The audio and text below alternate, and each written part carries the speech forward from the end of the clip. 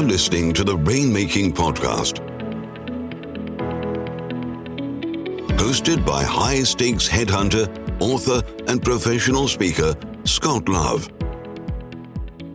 This is the Rainmaking Podcast, and my name is Scott Love. Thank you for joining me on the show. In this episode, we've got a special guest and a pretty unique topic. We've got Professor Dr. Howard Dover on our show today with us. He's the author of The Sales Innovation Paradox, and that's exactly the title that we have for our show. This is something that's going to be surprising to you. It's going to give you value on a strategic level in terms of how do you navigate new trends within the area of business development and sales. I hope you get some great ideas from my conversation with Howard today. Make sure you connect with him. I put all of his information on the show notes, including the link to get his book, which I highly recommend. Here's my conversation with Howard. Thanks for listening. And as always, this show is sponsored by Leopard Solutions, legal intelligence suite of products, Firmscape, and Leopard BI. Push ahead of the pack with the power of Leopard. And now here's my conversation with Howard Dover. Thanks for listening. Hey, this is Scott Love with the Rainmaking Podcast. We've got Dr. Howard Dover on our show with us, and our topic today is the Sales Innovation Paradox. Howard, thanks for joining me on the show today. Well, great to be here. I look forward to our conversation. Yeah, me too. And it's interesting, when we were talking before, you talked about how we use technology in a way that has decreased performance. And I found that that's really insightful. I never would have come to that conclusion. So let's kind of dive right in. When you talk about the sales innovation paradox, what does that mean exactly? Well, in every other field that I'm aware of, when we deploy technology, we get what we'd call efficiency gains, right? We get productivity gains. And so, for example, I used to work for the government a few years ago, many years ago, probably 30 years ago. And I was brought in on a project that was a business process project. And that process took 30 hours to take the audit data from a field audit and create a report. Mm-hmm. So I was brought in to figure out, is there a way to automate that process? And after about a 6-month project, we took that 30 hours down to 10 minutes. Wow. See, right? That's what technology is supposed to do. It's supposed to create efficiencies so that we don't have to do the mundane. And so quite a few years ago, I started asking the question of, hey, why aren't we seeing this in sales? And then we had a couple of phenomena that occurred, and that is that we had what's called the tech stack explosion. So all these little technologies that people were creating. Nancy Narden maintained what's called the sales landscape, and Sales Hacker had the sales landscape with 1,000 different applications that were supposed to increase the effectiveness of sales. And so I thought, wow, well, this is great. And I went to conferences and I heard all these presentations of people saying, well, if you deploy my technology, you're going to get a 3x or a 5x or a 10x in performance. And I thought, wow, that's great. There's the efficiency gain we're supposed to be experiencing. But then I saw something that was very odd to me, that during the same time we started getting these efficiency opportunities, the field started increasing the number of people using the same technology, specifically for outbound and top of funnel technology strategies. So when we could increase the amount of touches we could make, for example, with email or with dialing or with some other different technologies around funnel development. So in some instances with like assisted dialing, you could generate 10 times the effort you could without an assisted dialer. And yet at the same time, LinkedIn came out with a report in 2015 that said we had increased the number of people doing outbound by 600%. My goodness, that's a big number. It is a big number. Now, That's scary enough, isn't it? And then in a couple of, I'm sorry, that was 2018. My apologies. 2018, they said in the previous 3 years, we'd had a 600% increase in the number of people doing that. And so I started going, well, that doesn't make any sense, does it? We just deployed a bunch of technology that 10x's, 5x's, 3x's. And if you scale it up, it actually can get up to 100x of the work that can be done. We can mechanize the work. And yet, why are we increasing the number of people doing the work by 6 times if we can do the work 10 times, 100 times faster? Well, right before we went into the pandemic, it got worse because we increased again, so that over the 5-year period, we actually increased the number of sales development people by 13x. And I said, that doesn't make any sense. At the same time, we spent billions of dollars on training, and we had the rise of what's called sales enablement, which is actually trying to hire a bunch of people to figure how to be more efficient and effective. Right. Hired a bunch of people on be more efficient and effective. We trained them and we tooled them up, and we actually got worse. That's crazy. That's crazy. That's the study, right? Is to say, I don't understand this. I was sitting in a meeting with one of the Fortune 50, and a VP of sales had brought in 13 different universities that they were working with and said, hey, we want to let you know what our plans are. And he laid out that they were going to scale from 60 people to 360 people over the next 18 months. And I listened to him and I said, so I have a fundamental question. What made you determine you needed 6 times the salespeople? He said, well, we looked at the coverage that our competitors have done, and we realized we were under by that number. And I said, what makes you think your competitors were correct? And he looked at me and said, and I said, how about we have lunch and you continue with your presentation? And we did. And unfortunately, so this is really sad.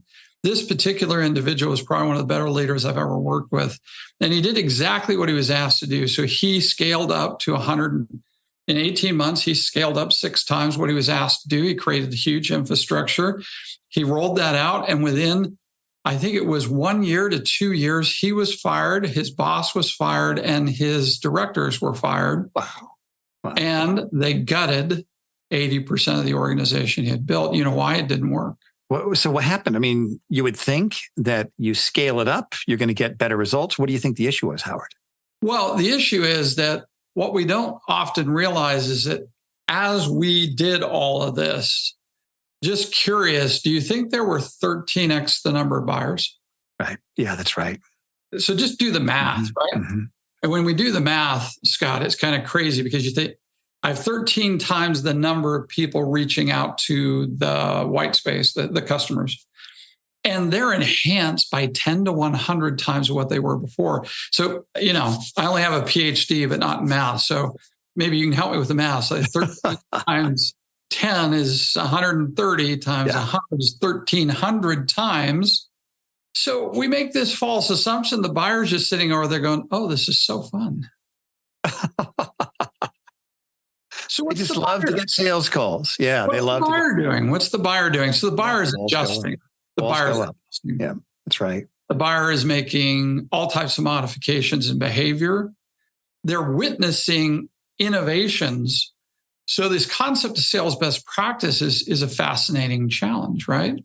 Because, so for example, you're in the field of professional services and attorneys, right? And so you go to training and somebody who is the current guru of attorney practices says, well, the current outbound best practice is blank. Well, how long before your key clients, you're really the real verticals that you're going after, all the other attorneys are going after, how long before you start training your buyers that when you say the certain thing, you've actually identified yourself as the vulture that's coming after you. And so the protective mechanisms come up as we all deploy best practices. So that's just one of the cycles. I call it the SIB cycle: sales, innovation, then behavioral shift. Sales. So it's called the SIB cycle, you said? SIB cycle: sales, innovation, right? We have a sales innovation, a best practice that somebody discovered. So whenever we discover some best practice, we of course want to scale it. We scale that best practice, whether that's internally or externally. Somebody goes out and says, hey, I'm making great money. I'm going to go become a trainer and train all my peers on how to do this. And so everybody starts doing the same practice. And initially, by the way, it's phenomenally successful because it's better than what we were doing before. However, when you think about the buyer is sitting there and the first time this new innovative best practice hits them, they go, wow, I didn't know that person was a salesperson. Wow, that was really a unique approach. The next person comes by and says, wow, I think I saw that before. That was a unique approach. The third time they go, they're a salesperson. The fourth time they go, I'm kind of annoyed by the salesperson. Really, you're not that. Come on, get a new script. And by the 10th time, the 50th time. And then a lot of, in the B2B world, what we talk about is cadences. So not only do we hit you with 15 to 25 to Gartner came out at one point last year, early this year, and said 66 touches is what it takes to get a meeting. Can you imagine touching the customer 66 times hundreds of people using the best practice? And all of a sudden your buyer starts saying, hey, you're wasting my life. Yeah, that's right. Wow. And I have more to do. And you're using a machine gun now to hit me with all this garbage. So I'm just going to disengage. And that's the behavioral shift, right? You have a sales innovation that's occurring on the seller side without really realizing that as more and more people do that same thing, the buyer adjusts and they shift their behavior as a defensive mechanism, and they don't find value in the outreach anymore. It's almost like you have to anticipate how the buyer is going to make adjustments and get ahead of that, right? Yes, you have to skate to where the puck is, not where it's going to be, not where it is. Yeah, right? Exactly right. Exactly right. Let me ask you this. Is this challenging, by the way? Here's a horrible little truth, Scott. Do you know that that's really not very scalable? Yeah. So that's why we don't do it. That's why we don't do it. So that's why we have the paradox, right? Because that requires us to be relevant, personalized, analytical. We've got to actually catch the buyer in the moment. That takes time, effort, and skill. Yeah. And when you do that, by the way, this is what's really crazy. While I witnessed all this, there was this small sliver of the market that was performing consistently at between 8 and 10 times their peers. What was that? Which sliver of the market? Yeah, that's right. So what were they doing? Isn't that? So you see, the most of the field is doing the same old scaling, nailing, and failing. But they get these moments of, wow, that worked, but then, boy, it didn't work as we ran it out. So, gee, let's just get a new trainer. Hey, let's go get a new, sales development person. Hey, let's buy a new tool. They're trying to fix, but the fundamental challenge was they weren't really understanding the customer to begin with. It's these companies that went in and trained and said, yes, but if we spend more time on really doubling down on accurate information, make sure we have the right contact information, make sure our lead sources are good, then we use technology to inform what we're about to say and do. Mm-hmm. By the way, it's not impossible to scale, but it does require actual training and thinking and business acumen and actually thinking about the client. The value of the deal needs to be big enough that you would care to do this. Right. But then you focus on that company, that individual, and use technology to give you some relevancy. And then you use the technology to provide relevancy and value to the person in the outreach, understanding that, hey, I may have to touch you 4 or 5 times because, I don't know, are you a texter? Are you an emailer? Are you a face-to-facer? Are you an only by referral person? Or are you an emailer? Are you a Twitter? Right? Who are you? Right. What's your communication preference? So I have to kind of probe you in different spaces, but I'm probing for communication preference.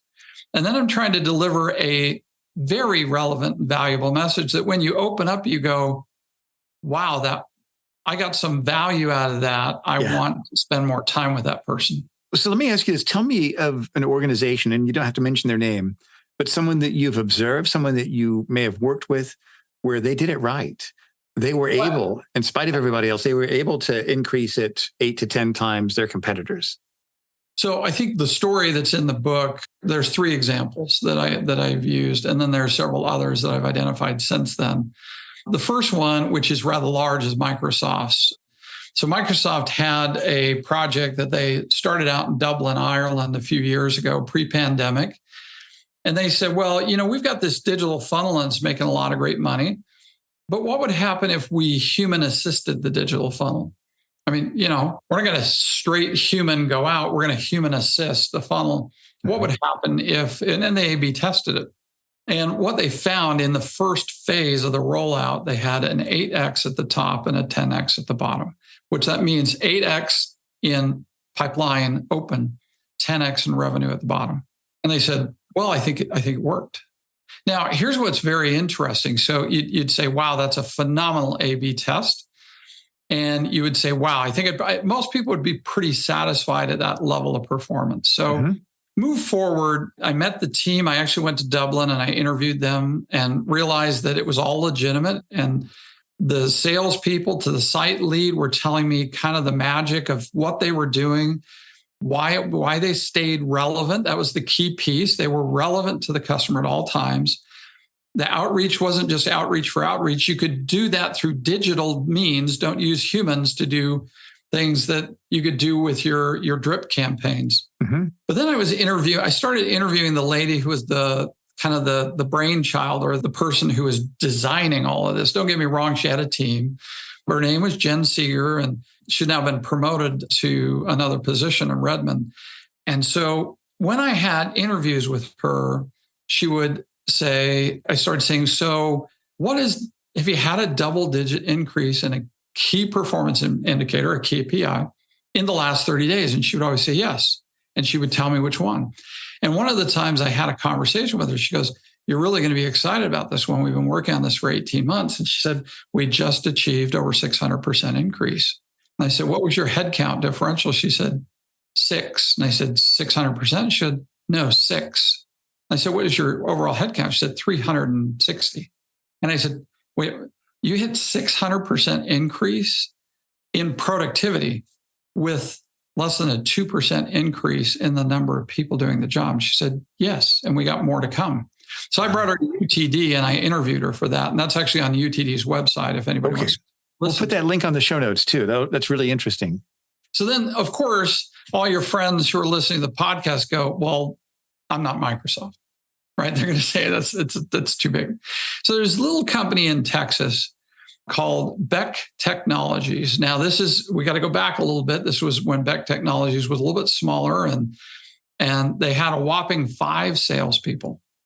And so they had a leader by the name of Tyler Barron. And Tyler Barron, he was a technology guru and a sales enablement strategist. And he was just one of these bleeding edge thinkers in sales.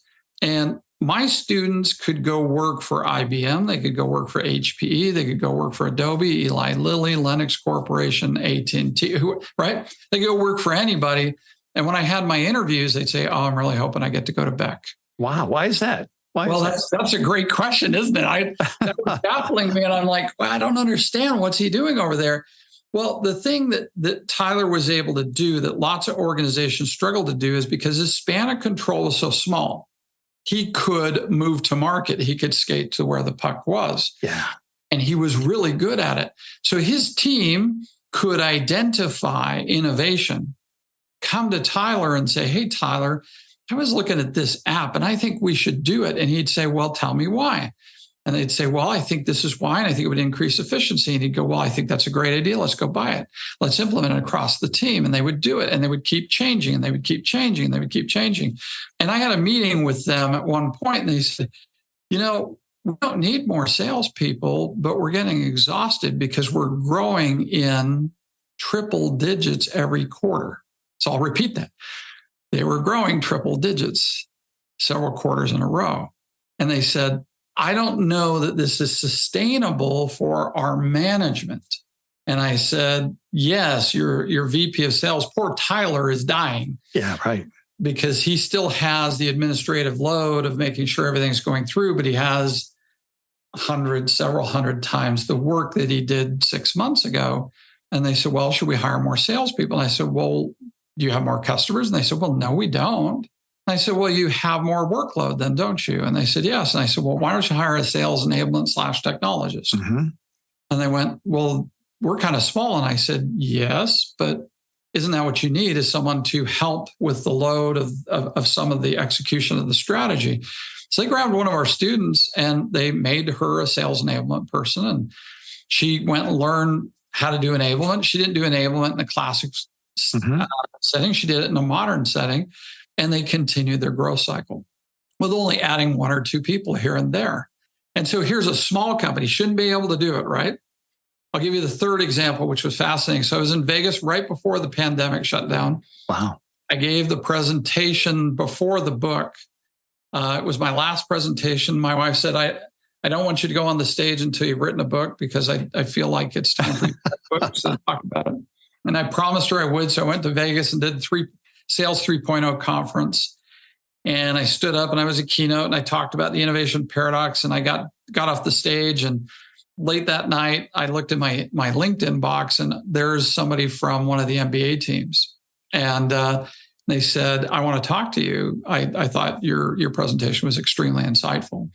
So I got on the phone with somebody. I won't say the name of because I don't have permission to use their name. But so we got on the phone. He said, well, I just want to thank you for your presentation because it justifies the fact that I eliminated all activities in my organization. Mm. And I said, that's not what I said in my keynote. In fact, without activities, you can't generate revenue. If you do calls, you don't do emails. What was he thinking? What he said was important, because I thought it was a beautiful moment to think about efficiency and effectiveness and productivity. He said, we had been holding our organization accountable to activity-driven metrics. Mm-hmm. Right? You had to do a certain amount of activities every day, so many dials, so many emails, so many meetings, and those were our KPIs. And he said, so we eliminated them all. Wow, that's something I haven't heard of before. Well, now think about this is modern thinking. When you think about relevancy in an NBA franchise, nobody wants to have a meeting with you. They know what you're going to do. What are you going to have to? You're from the NBA office of one of the NBA. I'm in the Dallas Mavericks territory, right? Dallas Mavericks calls you up. Well, yeah. Okay, so they're going to sell me something. They're not going, hey, do you want to go hang out with Mark Cuban? No, it's not. I didn't win a prize. It's a sales call. I know it's a sales call. Yeah, right? If it's an email, it's a sales call. It's either going to be sponsoring, it's going to be buying tickets. Yeah, right. They're wanting my money. So this guy said, what was their pitch? So this is where it gets interesting. He said, so what we did is we said, every salesperson is allocated $1,500, no questions asked, of product, period. No questions asked. And I said, okay, tell me more. And he said, so for example, we got a guy, we got Scott. Scott shows up. What's your market, Scott? Who's your team? I don't have a team. I'm a golfer. But if I did, let's just say it's the Mavericks. Okay, so it's the Mavericks. So Scott's the Mavericks. He's sitting in the upper bowl because he doesn't go because he's a golfer, right? Yeah, that's right. and so somebody comes to your seats and says, Scott, I noticed you're here with your son today. And I was wondering, would he like a jersey from one of the team? I'll go get one for him. Absolutely. By the way, can I get you a meal, Scott? Sure. Because you haven't had anything to eat. Let me get you something. Is that all right? Absolutely. I'll be right back. And by the way, what's your son's favorite player out there? So you say the favorite player, right? Random player. and then you come back and they say, well, here's the jersey and here's your meal. And you know what? Let me know the next time you're coming. I'll take care of your parking. And walks away. Now, if they gave you the card, what would you do as reciprocity? Here's my card if you ever need anything. Happy to return the favor. Yes. So you say, and now, if I had your data because you were in the database and I called you now, now, Scott, it's Thursday morning and I call you up and I say, hey, Scott, it's Howard from the Dallas Mavericks. Do you take my call? Absolutely. I say, hey, Scott, how did you enjoy the game? Now, could you imagine if you brought a client to the game next time? Yeah. That's how we're going to treat you when you show up. How about, I have a couple of tickets for one of the upcoming games. Could you think of a client that maybe you could entertain? I have some very specific packages where you could entertain a client before the game or even during halftime, because I'd like you to be able to be successful in your practice as an attorney recruiter, because I'm sure, in fact, maybe I could even help you understand some attorneys who actually come. Could I connect you with some of the attorneys that come, and maybe you could, right? And so all of a sudden, what am I doing? Am I annoying you? No, we're building rapport. Now you've got my attention, and the door is open. I'm relevant, aren't I? Yeah, exactly right. What if I'm sitting down, I'm sitting in a nosebleed, but I've identified you as a target audience. I know that you're the president of one of the companies in the area, and I come to you and say, hey, President so-and-so, I saw you got seats. I'm glad to have you here. Did you know we have a press box available? I'd love to invite you and your guests to go join us at the press box. one of the suites because one of them's open tonight. Nice. I'd like you to have that treatment. Sure. Yeah. And by the way, we have some special things. Can I also get you a jersey? So right? there's no technology in what you're talking about, Howard. No. Well, hold on though. What do they have to do before they get to that seat? Yeah, they've got to communicate with them. They've got to reach out to them. They got to know they're using technology to gather intelligence on who's in that seat. What is their current status? How often do they come to games? What is their business interest? What's their family interest? So I'm going to come to you and I'm going to gift you something, but I'm going to gift you something that's relevant to who you are and why you're there. That's interesting. And I'm going to be relevant to you using technology. So now here's the result. You ready for it?